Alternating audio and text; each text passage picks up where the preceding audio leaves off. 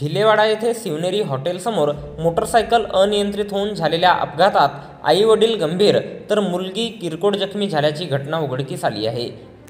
भंडारा तालुक्यातून जाणाऱ्या नागपूर रायपूर राष्ट्रीय महामार्गावरील भिलेवाडा येथे शिवनेरी हॉटेलसमोर दिनांक 24 मार्च रोजी सायंकाळी 7 वाजता दरम्यान प्रमोद श्यामराव पेसने वय 45 वर्षे, सरिता प्रमोद पेसने वय 40 वर्षे आणि सलोनी प्रमोद पेसने वय 19 वर्षे सर्व राहणार सावरी जवाहरनगर हे मोटरसायकल क्रमांक MH36T 1160ने लाखनीवरून जवाहरनगरला जात असता भिलेवाडा येथे त्यांच्या मोटरसायकलवरील नियंत्रण सुटल्याने त्यांची मोटरसायकल डिवायडरला आदळली।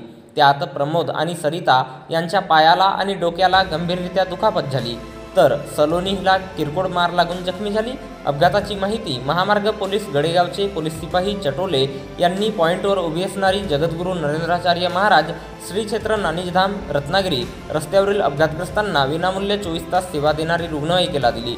सदर रुग्णवाहिकेतून अपघातातील जखमींना जिल्हा सामान्य रुग्णालय भंडारा येथे उपचाराकरिता दाखल करण्यात आले आहे। येथे त्यांच्यावर उपचार सुरू आहेत।